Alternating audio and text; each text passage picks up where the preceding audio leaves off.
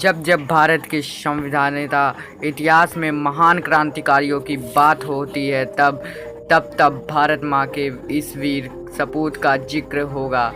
रामप्रसाद बिस्मिल एक महान क्रांतिकारी ही नहीं बल्कि उच्च कोटि के कवि के शायर, अनुवादक, बहुभाषाविद व साहित्यकार भी थे। इन्होंने अपनी बहादुरी और सूझबूझ से अंग्रेजों हुकूमत की नींद उड़ा दी थी। भारत की आज़ादी के लिए मात्र 30 साल की उम्र में ही अपने प्राणों की आहुति दे दी थी। बिस्मिल उपनाम के अतिरिक्त वे राम और अज्ञात के नाम से भी लिख व कविता लिखते थे।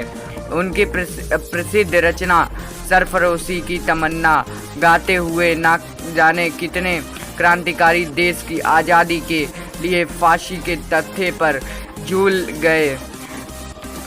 रामप्रसाद बिस्मिल ने मैनपुरी कांड और ककोरी कांड को अंजाम देकर अंग्रेज साम्राज्य को हिला दिया था। लगभग 11 वर्ष के क्रांतिकारी जीवन में उन्होंने कई पुस्तकें लिखी और स्वयं ही उन्हें प्रकाशित किया। उन्होंने जीवन काल में प्रकाशित लगभग सभी पुस्तकों को ब्रिटिश सरकार ने जब्त कर लिया था। रामप्रसाद बिस्मिल का जन्म 11 जून 1897 को उत्तर प्रदेश के शाहजहांपुर जिले में हुआ था। उनके पिता का नाम मुरलीधर और माता का नाम मूलमती था। जब रामप्रसाद 7 वर्ष के हुए थे तब पिता पंडित मुरलीधर घर पर ही उन्हें हिंदी अक्षरों का ज्ञान कराने लगे। उस समय उर्दू का भी बोलबाला था, इसलिए हिंदी शिक्षा के साथ साथ बालक को उर्दू पढ़ाने के लिए एक मौलवी साहब के पास भेजा जाता था। उनके पिता पंडित मुरलीधर राम की शिक्षा पर विशेष ध्यान देते थे और पढ़ाई के मामले में जरा भी लापरवाही नहीं करते थे। 8वीं कक्षा में तक वह हमेशा कक्षा में प्रथम आते थे, परंतु कुसंगति के कारण उर्दू मिडिल परीक्षा में वह लगातार 2 वर्ष अनुत्तीर्ण हो गए। रामप्रसाद बिस्मिल की इस अवनति से सभी को बहुत दुख हुआ और 2 बार एक ही परीक्षा में अनुत्तीर्ण होने पर उनका मन भी उर्दू की पढ़ाई से उठ गया। इसके बाद उन्होंने अंग्रेजी पढ़ने की इच्छा व्यक्त की। उन्होंने पिता अंग्रेजी पढ़ाने के पक्ष में नहीं थे, पर रामप्रसाद की मां के कहने पर वह मान गए। 9वीं कक्षा में जाने के बाद उन्होंने जीवन की दशा ही बदल दी। आर्य समाज मंदिर शाहजहांपुर में वह स्वामी सोमदेव के संपर्क में आए। जब रामप्रसाद बिस्मिल 18 वर्ष के थे तब स्वाधीनता सेनानी भाई परमानंद को ब्रिटिश सरकार ने गद्दार प्रत्यंत्र में शामिल होने के कारण फांसी की सजा सुनाई, जो बाद में आजीवन कारावास में तब्दील कर दी गई और फिर 1920 में उन्हें रिहा भी कर दिया गया। यह खबर पढ़कर रामप्रसाद बिस्मिल बहुत विचलित हुए और मेरा जन्म शीर्षक से एक कविता लिखी और उससे स्वामी सोमदेव को दिखाया। इस कविता में देश को अंग्रेजी हुकूमत से मुक्ति दिलाने की प्रतिबद्धता दिखाई दी। इसके बाद रामप्रसाद बिस्मिल ने पढ़ाई छोड़ दी और सन 1916 में कांग्रेस के लखनऊ अधिवेशन के दौरान कांग्रेस में के नरम दल के विरोध के बावजूद लोकमान्य बाल गंगाधर तिलक की पूरी लखनऊ शहर में शोभा यात्रा निकली। इसी अधिवेशन के दौरान उनकी मुलाकात केशव बलिराम अडगेवार, सोमदेव शर्मा व मुकुंदली लाल आदि से हुई।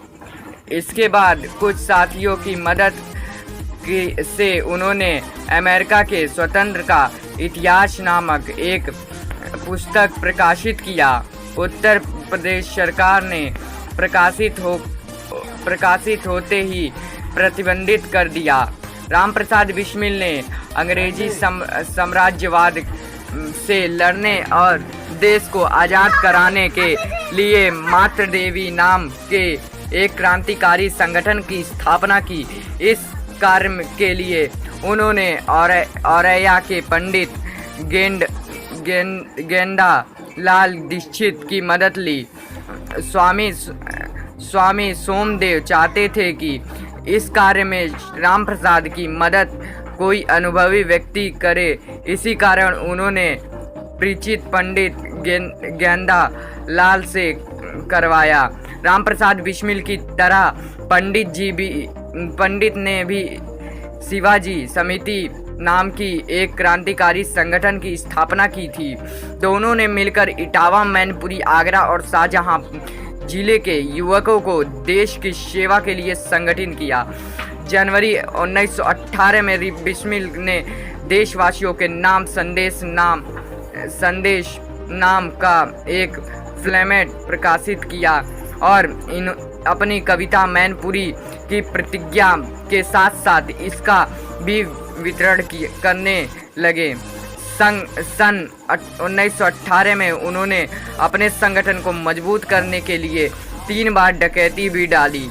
1918 में कांग्रेस के दिल्ली अधिवेशन के दौरान पुलिस ने उनको और उनके संगठन के दूसरे सदस्यों को प्रतिबंधित साहित्य बेचने के लिए छापा डाला, पर बिस्मिल भागने में सफल रहे। पुलिस से मुठभेड़ के बाद उन्होंने यमुना पे छलांग लगा दिया और तैर कर आधुनिक गटर नोएडा से बिहड़ी से में चले गए। इन वीडियो में उन दिनों केवल बाबुल के वृक्ष ही हुआ करते थे और इंसान कहीं दूर दूर तक नहीं दिखाई देते थे। और ऐसे ही कई संघर्षों के बाद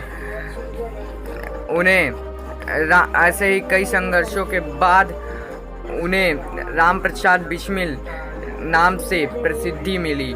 रामप्रसाद बिस्मिल को अशफाकुल्लाह खान, राजेंद्र लड़ाई और रोशन सिंह के साथ मौत की सजा सुनाई गई।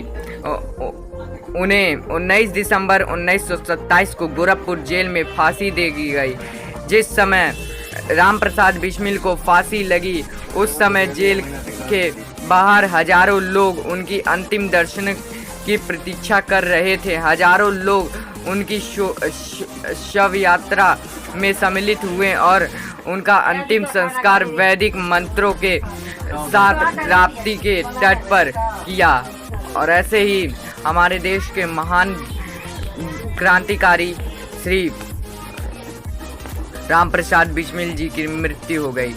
तो ऐसे एक महान क्रांतिकारी के लिए एक लाइक तो बनता